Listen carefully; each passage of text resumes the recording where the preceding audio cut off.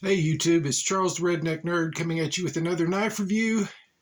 And today, little Squatch is with me, watching over me and protecting me from the evils of the world.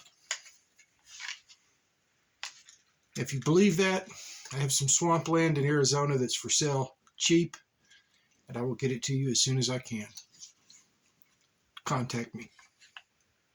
Today we're doing a knife I've had for quite a while. The Buck Large Selkirk. And the model number on this is I can't read it. 863 it looks like. Now, to me, this is a good knife. Some people are going to say, it's made in China. Buck should be made in America. Well, it's made out of the same 420 high carbon steel. It's backed by the same Buck warranty as all of their knives. So if it works, I really don't care where it's made. And this one works. The blade length is a drop point of 4.625 inches. Handle length is 4.87 inches, and they rounded that off to 9.5 inches at Knife Center, where I got the information from. Blade thickness 0.135, so a little bit, right around 1/8 of an inch. Blade steel, like I said, is 420 high carbon. It has a full flat grind. They call this a survival knife. I was using it for years, about 2 years, as an everyday carry knife. I like having a small fixed blade on me, since I can here in Arkansas, pretty much all the time. Because, yes, a folding blade is nice and good, but there's nothing a folding blade can't do that this can't do, and probably do better. You don't have to worry about closing on your fingers. You don't have to worry about lock failure. You don't have to worry about anything. You just pull it out of the sheath and it's ready to go. Now, the weight is 7.6 ounces. The handle is a black and brown micarta that's pretty good looking to me. It's well rounded and shaped with a good palm swell. So when you grab hold of it, it's a little bit small in my hands, but I've got a good solid grip on it. And holding it in a saber or fencing grip feels absolutely wonderful. But it feels good in a hammer grip as well.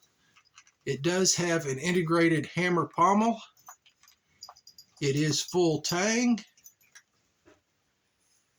and it just works.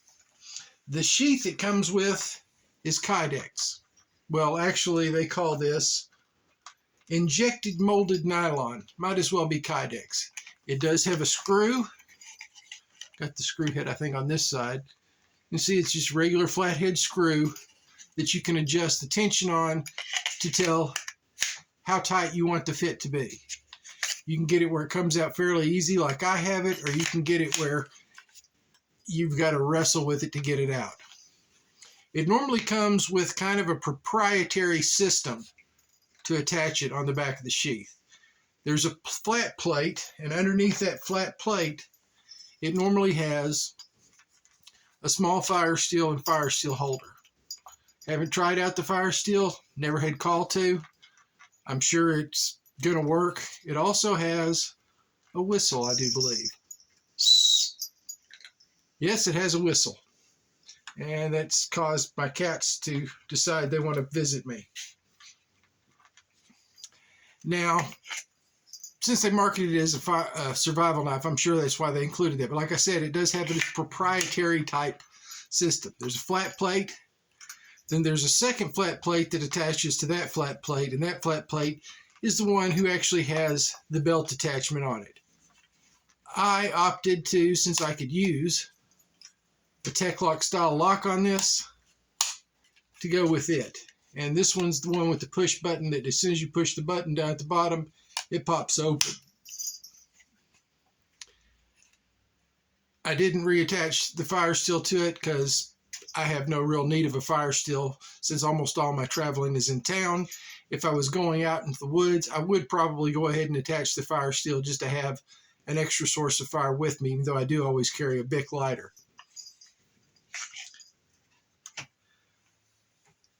With that full flat grind, it really does become a pretty good slicer. It slices well, so you can feather stick with it, which I have done here at the house to help me get my fireplace started or to get my fire pit out in the backyard started. It can baton small wood. For chopping at 7.6 ounces, it's really no good. It does not have a lanyard hole. So if you want a lanyard on a small knife and think you're going to chop anything with it and that makes you feel more secure, you're out of luck with this. The price at Smoky Mountain Knife Work, Amazon, and Knife Center was exactly the same. $69.99, so $70. The sheath, like I said, is awesome.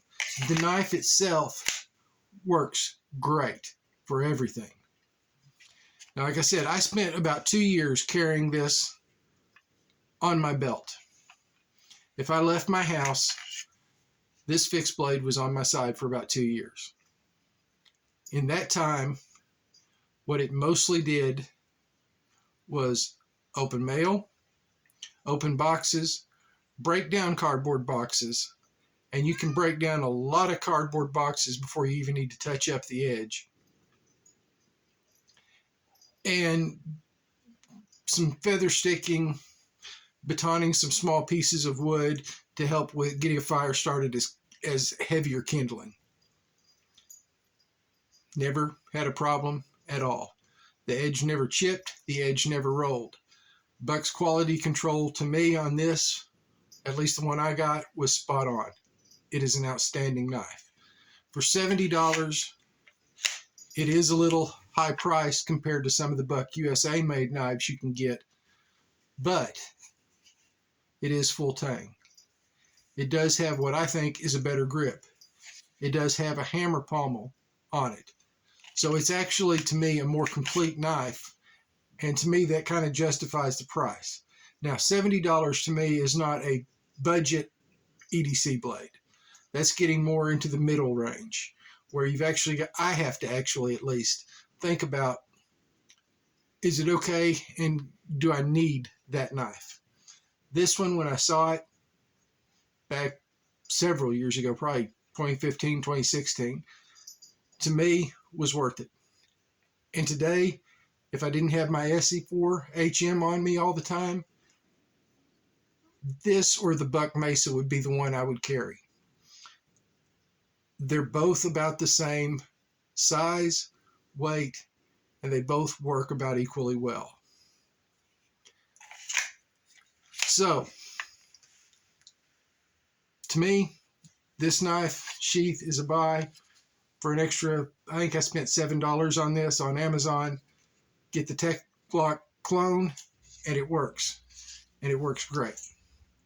You're set up, ready to go for $75 to $80. Now, we get to the fun part. And I say fun part because this is where I get to tell you some guys that I really enjoy watching. Today we're going to go with a new guy who I've been watching lately. There are two that I've really been watching lately. Tom Ritter and Knife Delights. They're both great guys. They have great knife collections. They have a lot of knowledge and wisdom. And I think you'll enjoy them if you go watch them. And of course we're going to do Scab at Choir Boys Cutlery, even though he does still, I think, say you can defend yourself from this poor harmless Sasquatch. Grug's Legion Tactical Cutlery, Joe Steel Forged and Fire Sword and Knife, and then be sure to tune in to Blade Talk with Scab and Joe. Tomorrow night, Thursday, the 13th of October, Scab will be doing a special live with My Bad Adventures. My Bad's been busy, hasn't been putting out a ton of content lately, but the content he has put out is well worth watching. And I think you'll find Scab and My Bad's talk very interesting. So check that out tomorrow night. This is the Redneck Nerd saying thanks for stopping by. And until we have a new knife to review, which will probably be... Oh crap, I took it out of my pocket. Oh well, we'll let it be a mystery then until next time. Y'all take care.